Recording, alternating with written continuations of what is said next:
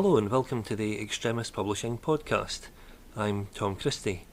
This October is Independent Bookshop Day, and it's my pleasure today to be joined by Andy Rome, who's one of the owners of the Bookhouse, one of the newest and most exciting independent bookshops on Tayside here in Monifieth. Andy, thank you very much for joining us today. No problem, thanks for coming. So what's the story behind the Bookhouse? The Bookhouse is a community bookshop. It's a place for people to come and browse books, talk about books, spend time sitting with a book on a leather couch, having a coffee, enjoying books. So we're trying to get back to what books used to represent for people in a way of enjoying, relaxing and stimulating, provoking thoughts and ideas. So it's I suppose trying to move away from the kind of electronic era back to having a book in your hands and enjoying it. I think there's a lot to be said about that, because people do enjoy, I think, having that physical product, don't they? I think so. I mean, a lot of people who come into the Bookhouse have said that they have a Kindle. They almost say it apologetically that they have a Kindle and they'll use it for taking on a holiday.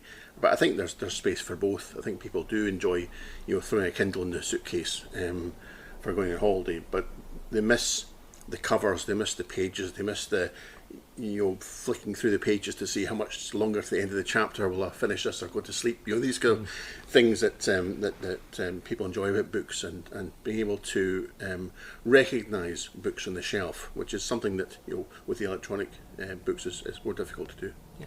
And that's an astonishing thing, actually, because one of the recent research findings has been that people do retain information better when they're looking at the printed product than they do looking at the same book in electronic format. Yes, we see that when people are coming to the counter with a book and they say, I think I've read this book but I'm not sure, because they may recognise the plot, or they may recognise from the back of the book a familiar character, but the fact that they've read it electronically, they've got no frame of reference for it. They've not got a cover to remember, or these sort of things. So I think it's all back to this idea about people enjoying the whole book experience, not just the written words. Now, I would imagine running a bookshop, no 2 days will ever be the same. What kind of questions do the public like to ask?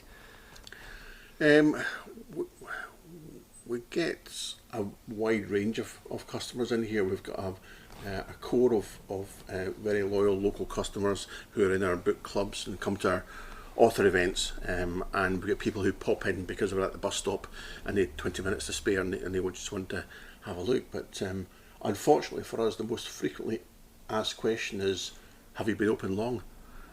Because although we're on the high street, we're kind of tucked away a bit on the high street, and even people locally don't realise that we've been here for 18 months. So I think we probably need to get better at advertising, because we're still getting that, I just live up the road but I've never been in sort of thing. So that's unfortunately the most frequently asked question. And it's interesting you mention book clubs, because I think that's one of the great things that's often overlooked about independent bookshops everywhere, and that is reading communities, bringing people together over literature.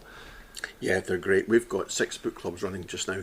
We run them on Tuesday and Thursday evenings, and it's about 6 to 8 people who sit down with a coffee or an ice cream in the summer and just talk about the book they read in that month. They all read the same book over the month and they'll come back and talk about it.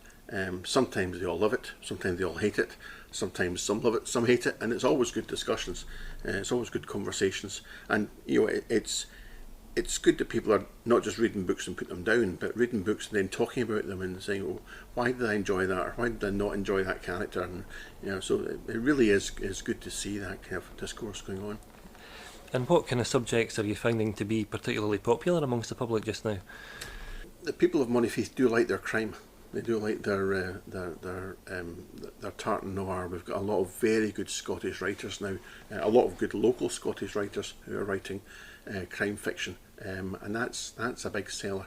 But we've got a large children's section as well, and the amount of new children's books that are around just now is phenomenal. There's fantastic artwork in the flat. So right from a very, very early age, there's great books for children, and now the young adult scene is really starting to explode as well. We've got a lot of very talented writers now writing for that kind of age group, kind of 12 to 16-year-olds. So yeah, it's really good to see the growth in these different genres of books. And it's interesting when you mention crime fiction, because Scotland is a country that really punches above its weight when it comes to that particular genre. In Stirling, where Extremist Publishing is based, there's the annual Bloody Scotland Conference, where different crime writers come together, and it's really interesting to see the various different subgenres of crime writing. Why is it you think that this is something that really motivates people and gets them excited about literature? I don't know, we do like a good murder here, and we have been very lucky that some of the key names from Bloody Scotland have come to the Bookhouse and read parts of the book and signed their books and spoke at these authors events. So it's been really gratifying for me to see that kind of giving back aspect. Alex Gray, Lynn Anderson, really top authors that are coming here and spending time with our customers, and we've got some great local authors as well, Sandra Ireland, Wendy Jones, that are writing crime fiction and are coming in here regularly. So it's become a bit of a hub for writers as well as readers. Yeah. And that's an interesting thing, because Tayside itself, as you mentioned, is a really exciting place for new emerging talent.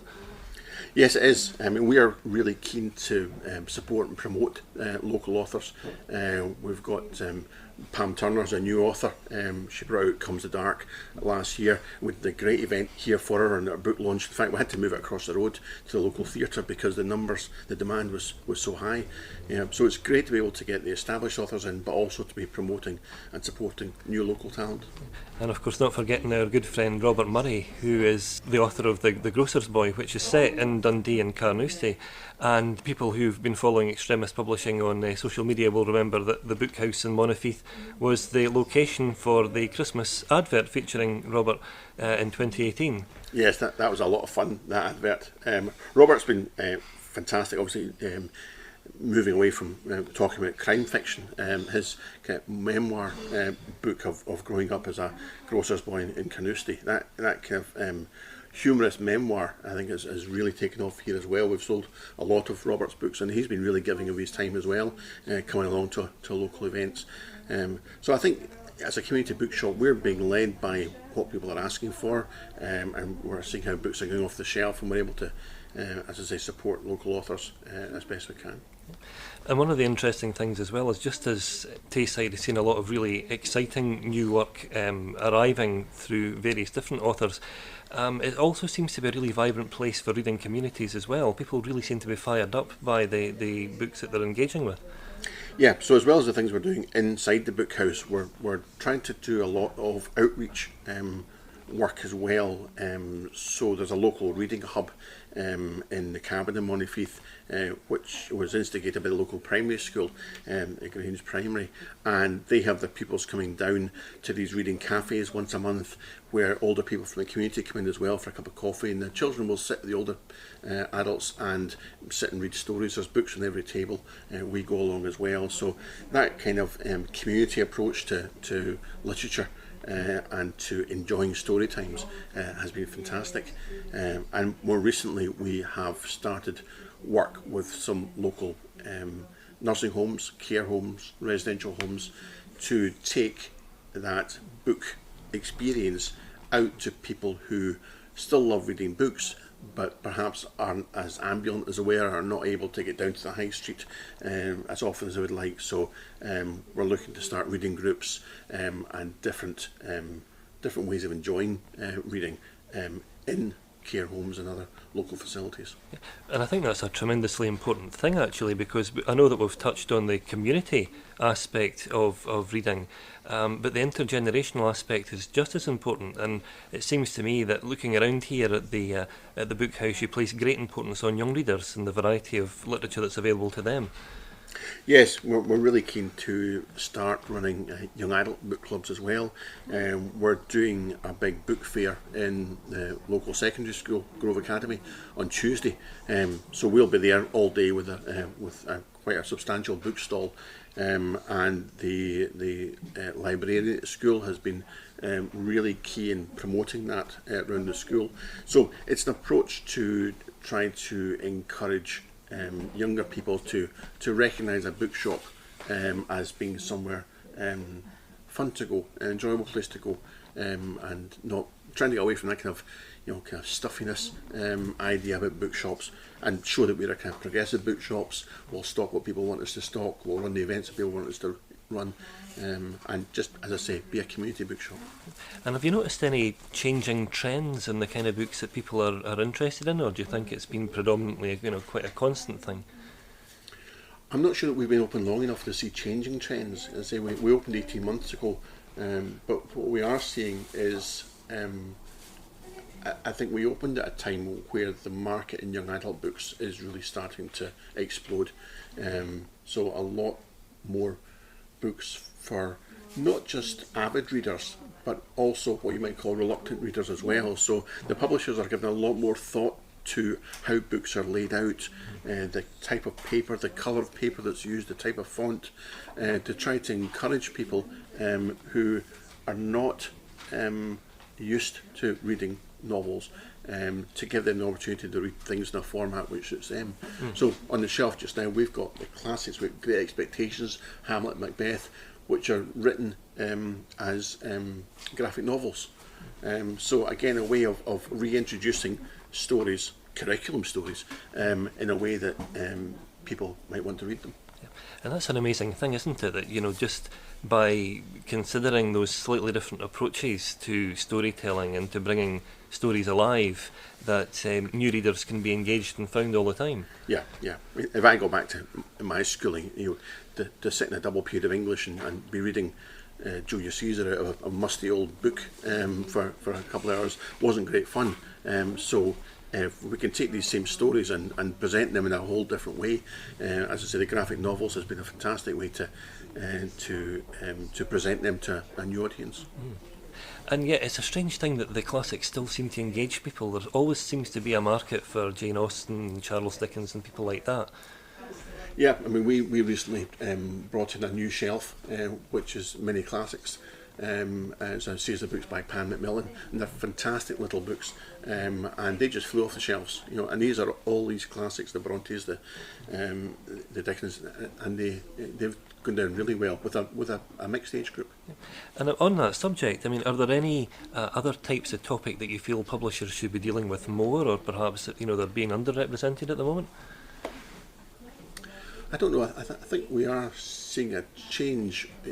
Even the most recent changing genre, the fantasy fiction, that's changing now as well. I think we went through quite a vampire and zombies phase, but I think that's broadening out now. There's a lot more nuanced stories and interesting new writers coming out. One of the Dundee writers, Graham Penman, writes fantastic fantasy stories, and we launched his book here last year as well. So again, looking at what authors are around, where the talent is, what we can do to promote and support them, and as I say, these are new, different authors with new ideas, bringing out new books. Yeah. And that's an amazing thing, because I remember in the 90s, hard sci-fi was the thing. You had people like Asimov and Arthur C. Clarke giving way to people like Ian Banks and Ken MacLeod and Stephen Baxter. Then, as you say, we've moved on to that horror phase where we've seen vampire fiction and various other iterations of that, and now on to the fantasy genre, with people like George R.R. Martin, continuing the work that has been started by people like J.R.R. Tolkien and others. What do you think are going to be the new emergent trends based on the developments you've seen in these last 18 months? I'm not sure that I'd call myself an expert in fantasy fiction trends, but I think from the bookshelf in front of you, you can see we've still got the Asimovs and the Clarks and on the shelf. So we are still stocking the classics of that, but we've also tried to say, well, what's the new ones? Children of Time coming out, Light the Right One In. There's a lot of new books of this genre. A lot of the kind of Scandinavian fantasy fiction coming through now as well. So maybe that's a new direction that seems to be taking hold. Yeah. And what would you say are the challenges that are facing independent bookshops nowadays? I think there's the obvious challenges. There's the chain bookshops, particularly the supermarkets, who will massively undercut the kind of top 100 books. And I think that's, it makes it necessary for independent bookshops to look at books outside the top 100 and look at a different range of books than the huge big bestsellers that you can get cheap in supermarkets. Online is obviously still a challenge for us, although what we are seeing now is people using things like Hive to buy their books online, but pick them up at local bookshop. We've got our own book stock online now through Near Street, and that's a way of looking to get high street shops with an online presence, so people can click and reserve stock, click and collect for the Bookhouse. So I think we're not competing on the same level as the big boys, but we are trying to understand the different ways that people want to buy their books as well as read their books. So these challenges remain. We just have to kind of carve a niche for ourselves as not competing blow for blow with the big online retailers, but being able to offer something different, a different experience, different atmosphere. Yeah. And it's interesting you should mention that, because you talk about some of the useful applications of the internet, because there is such a well documented challenge faced by the big online retailer behemoths. Do you think that the internet and the independent bookseller can coexist? Do you think there's different emerging possibilities now that the internet can be a useful thing? Well, we get a great deal of support from the Booksellers Association. It's UK wide, and we have been down to the national conference in Birmingham the last 2 years, and they have fantastic speakers there, one of which kind of charted the changes in the way in which people are buying books, and what they observed is a plateauing of online book sales and e-book sales, and even more recently a dip in that, whereas in the year that we opened was the first year in the UK for 15 years that more independent bookshops opened than closed. We opened in December 2017, and we were the 27th one. 26 closed, 27 opened. So it was the first year that one more opened than closed, and that's changing. That's a trend that's continuing. We've seen this last year through Twitter. We keep up with other bookshops and around the country, and we're seeing new bookshops opening. So I think there is a change. Yeah, absolutely. And I mean, it's always said that as long as there is a love for books, there will be a love for the independent bookshop. What do you think the future holds for the industry? Well, I think the future for the industry is good. We've got a lot of exciting new authors. We've got new publishers on the scene that are producing fantastic new books. I think at the retail side, independent bookshops have to be quick on their feet to adapt, to diversify. We run a coffee shop as well. We sell ice cream. We do other things. So I think the days of an independent bookshop just selling books alone, that's probably consigned to the past. Most bookshops now, all having said that, there's some terrific independent bookshops in Scotland, particularly Edinburgh, who are bookshops for only. But I think outside of that, we are all having to diversify a bit and do different things. The challenge is to make sure that you create an atmosphere which is still a bookshop, and not to diversify too far away from that. Well, Andy, it's been an absolute pleasure talking to you today. Thank you very much for having invited us here to the Bookhouse. Thanks very much. It's been a pleasure to talk to you. Well, I hope that when you're visiting Tayside that you will come here and pay a visit to the Bookhouse in Monifieth. It's on the High Street, and it stocks just about every kind of book you could possibly imagine. Thank you very much for joining us today. I hope you'll tune in again soon, and I hope that you too will have a very good independent bookshop day.